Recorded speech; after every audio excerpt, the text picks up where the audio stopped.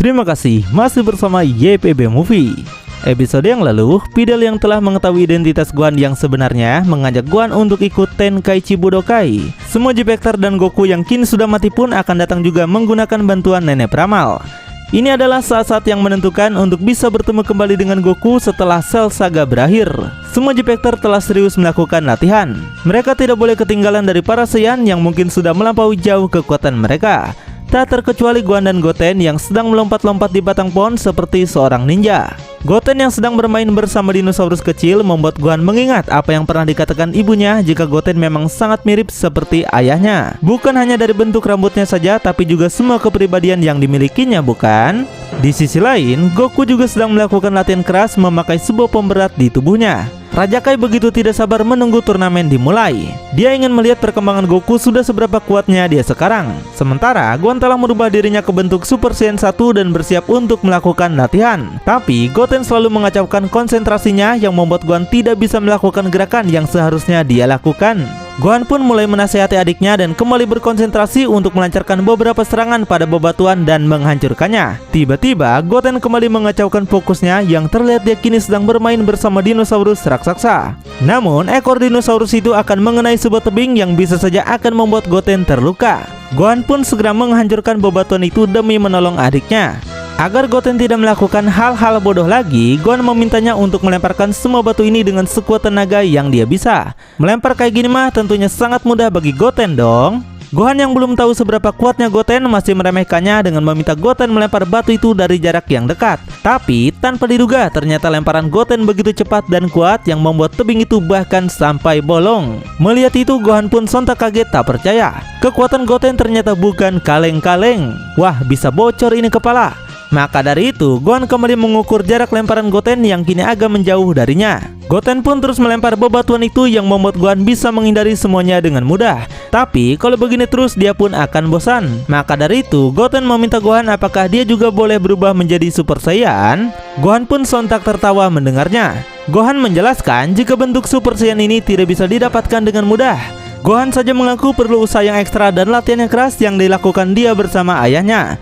Tapi Goten lagi-lagi mengejutkan Gohan yang secara tidak terduga anak kecil ini bisa berubah menjadi Super Saiyan dengan begitu mudahnya. Gohan tak menyangka adiknya yang masih kecil bisa melakukan hal yang menakjubkan ini.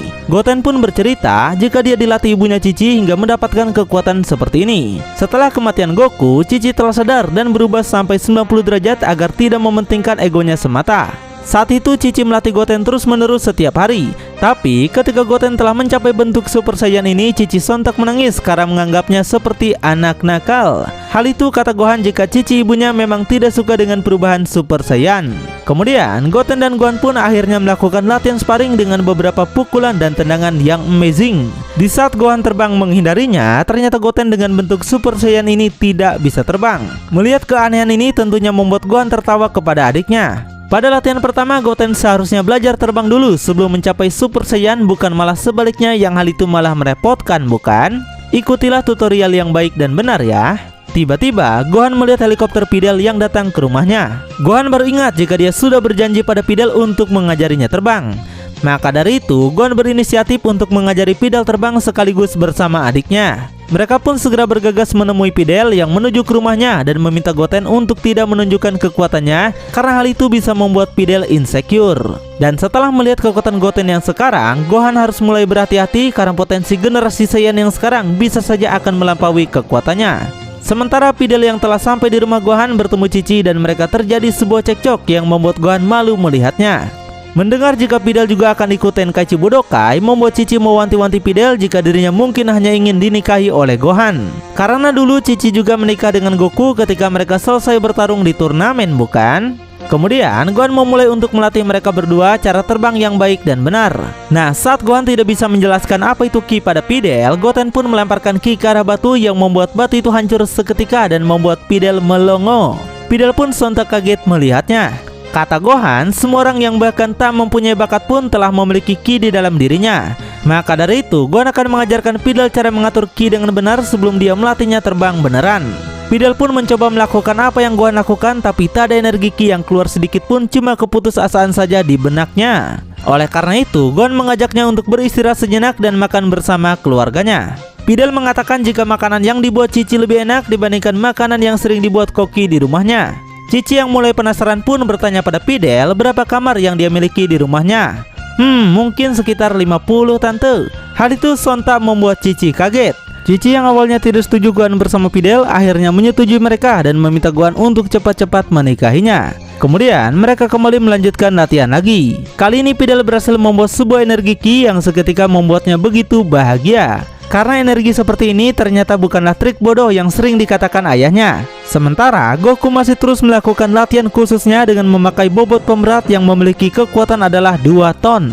Tiba-tiba muncul Kaio lain yang membawa anak buahnya begitu sangat meremehkan Goku dan melihatnya sebagai petarung yang tidak lebih kuat dibandingkan anak buahnya. Raja Kai yang kesal pun mulai memamerkan kekuatan Goku dan menantang Kaio lainnya untuk menambah beban berat di tubuh Goku. Tanpa ragu dia menambah beban pemberat itu hingga 40 ton. Goku yang mulai kewalahan akhirnya berubah ke bentuk Super Saiyan dan berhasil mengangkatnya dengan mudah. Hal itu membuat Kaio terkejut dan memilih pulang dengan rasa malu karena sudah meremehkannya. Di sisi lain, Videl sudah mulai menunjukkan tanda-tanda jika dia telah bisa mengatur aliran ki di dalam tubuhnya. Sementara Goten yang sudah ahli bisa menguasai jurus terbang dengan sangat mudah. Hal itu membuat Videl sedikit iri melihatnya. Dia pun berpamitan untuk kembali pulang dulu, tapi besok dia pasti akan datang lagi.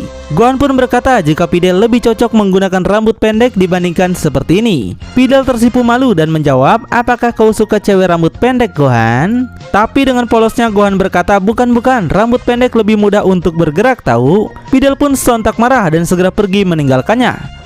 Dasar nggak peka. Di sisi lain, Vegeta kembali mengajak Trunks anaknya untuk berlatih bersama lagi. Sebagai pangeran Saiyan yang penuh harga diri, tentunya Vegeta tak mau membuat dirinya malu di hadapan Goku dan akan menunjukkan kekuatan dia yang telah dilatih selama ini. Sementara Trunks yang kesusahan karena gaya gravitasi yang mencapai 150 langsung berubah menjadi Super Saiyan dan akhirnya dia bisa bergerak dengan mudah.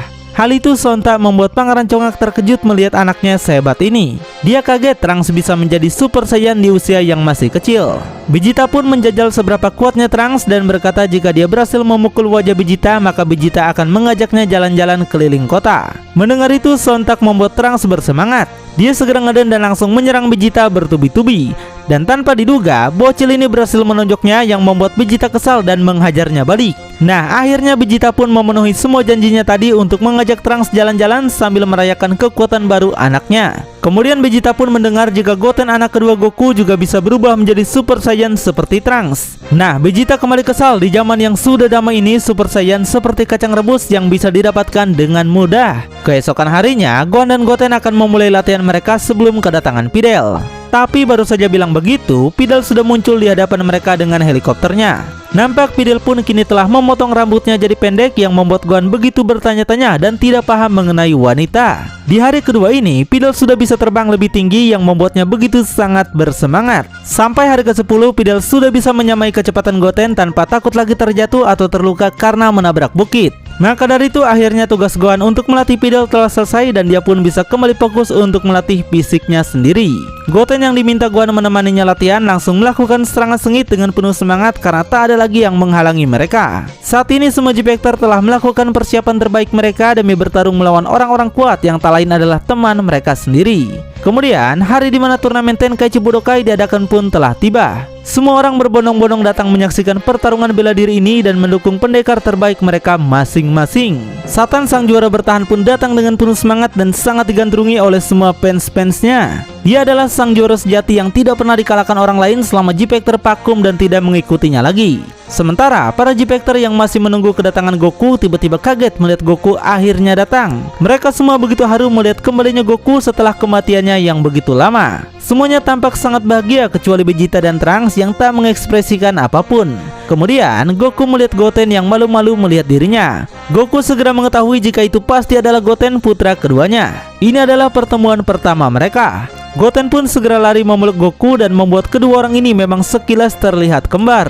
Goku yakin jika putra keduanya ini tentunya akan menjadi petarung kuat selain Gohan. Setelah itu mereka semua pun memulai mendaftar. Goten dan Trunks yang masih kecil tidak diperbolehkan ikut divisi dewasa dan akan dimasukkan ke dalam divisi junior di mana hanya ada petarung anak-anak saja. Mereka yang tidak bisa melawan orang dewasa pun tentunya sangat kesal. Dan inilah awal turnamen terbesar di abad ini yang akan segera dimulai. Semua G-Factor sudah sangat menantikan kekuatan baru Goku yang mungkin akan mengagetkan semua orang lagi. Lalu, apakah akan muncul petarung kuat lain selain para G-Factor? Tonton kelanjutannya di channel YPB Movie, channelnya anime masa kini.